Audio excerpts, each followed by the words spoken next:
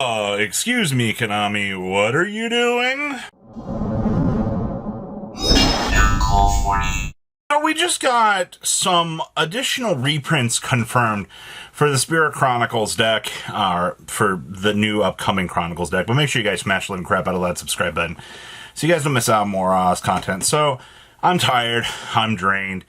It has been a very long day, and I just thought we got the Charmers today. No, we actually got reprints on top of this. And a lot of people have been asking, what is Konami going to dump into this product to facilitate wanting people to want to pick this up, because there's got to be something besides the Charmer cards to make people look at this and go, this is a product I want to pick up. I've also got I want to cry about something here too. Now, Lord of the Heavenly Prison being in here is an interesting choice. I don't think Konami really had a reason to put it in here, but I guess their logic is we need a reprint for this. We got to put it somewhere. So this is okay. And then the payoff, as we're going to call it here. All four of the Horus monsters are in here. Mseti, Dumultef, Hoppy, and the Protector are all going to be available straight out of this box for you. Now, you are wondering, oh, hey, what cards can Konami actually dump into this? Well, right there it is. The Horus cards, actually up to this point, I think Msetis have been $20 a piece. So based on current modern era value, there you go, everybody. We're wondering what was going to be. Also, I believe King Sarks have been $4 to $5 a piece for most of their life. So the fact that Konami is willing to step into the spotlight here and is willing to make a push for this, I think is actually kind of welcoming. There had to be something in here to generate some value, and I think the Horus stuff is that big push. Now, Fairy Tail Luna getting a reprint, this is fine. I mean, Luna is the searcher for a lot of these pieces. She ends up being an important piece to the puzzle, so I can understand Konami's push for this. Also, the spellbook cards getting printed, I'm going to say this now.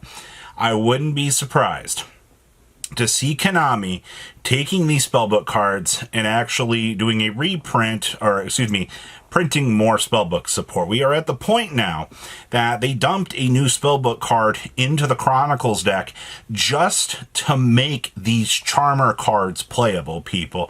This was something that Konami had already, planned. We've also got Magical Ice Fusion in here as well. So they are really pushing this to try to get something done here. Now, Dark Roll No More getting a reprint is fine. Soul and Luna is also fine. Soul and Luna is one of the cheapest cards that they could have dumped in here. Now, I will give them some credit. The Angel Statue and still Hat Rabbit. Well, first of all, Angel Statue of Azaroon is going to finally have a holo printing. I don't think anybody's talking enough about the implications of that. TCG has been bummed out with our super rarity. This will be in the all foil edition for us, so this will be an ultra rare that we will be able to get. Also, Quintet Magician also getting a nice reprint is going to be welcoming. Now, there's a couple of weird things down here. Celine's not really so weird.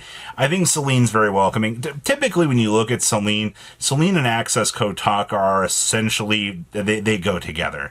All right. And especially with Access Code Talker finally getting the cheapest reprint of this card's life now.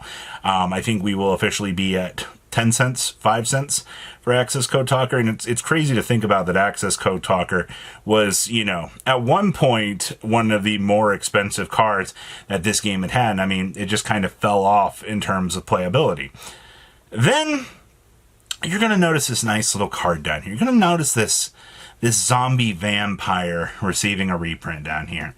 Now, you're probably going to be thinking to yourselves, wait, zombie vampire, why is he in here?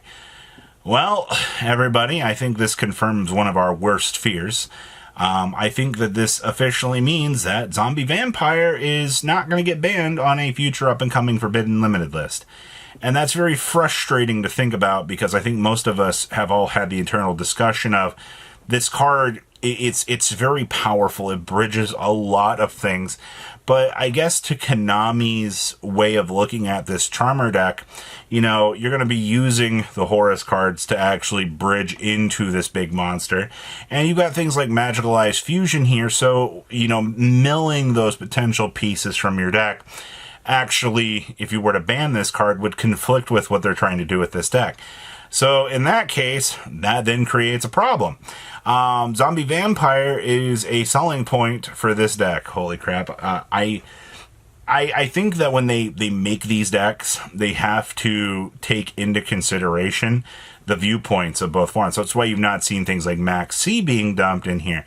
It's why you've not seen other potentially, you know, ban-worthy cards sparking up the discussions in these decks and being used as points to actually see get banned. That's not been the modern discussion at this point. No. What you're dealing with is a very problematic card that is a bridge that Konami is actually advertising the bridge to see play within this deck. So I'm not necessarily too happy about that, but I guess I understand Konami's logic here with trying to push this card into, you know, being a facilitating option for this deck. I mean, now I feel like this deck has good reprint equity in it. You know, having the Horus cards in here, having all of the spellbook stuff handed to you. I mean, Zombie Vampire is already like 20, or he's a little bit, but, you know, we're actually having that. You've got the Dark Rulers coming in here now as well. I really do feel like that this deck finally has found its niche audience while destroying hopes of a Forbidden and Limited list out here with the possibility of trying to fix, you know, the problems that we see with these cards. It's a little bit frustrating to say the least, but I don't know where we go from here with this product. I think we are missing 2 alt arts at this stage. You know, we got the 4 Charmers. Maybe I'm wrong. Maybe we do have everything at this point. But I think this product genuinely looks fire. If you are looking at, you know, wanting to pick these up, like I said, this is your caveat, everybody. This is what you're wanting to pick up for this style product. The Chronicle decks, we're now 2 of these in. The TCG continues to do the all-foil editions, and I think they're doing excellent with these. I got to give them a little bit of credit. I didn't think that they'd be able to manage out some bangers, but I mean, they've done it. I don't know, I'm going to let this Zombie Vampire thing set for a little while. I need some time to process this, because I'm really hoping that we get a Forbidden and Limited list here in the next couple of days when we see the Genesis one, because this format really needs cleaned up. And it's just, I want to have an interest to play again, and it seems to be a lot of the reception from the community at the moment. So please, comment down below what you guys think. Let's see your beautiful faces. Back here and day, guys. Patrons, thank you.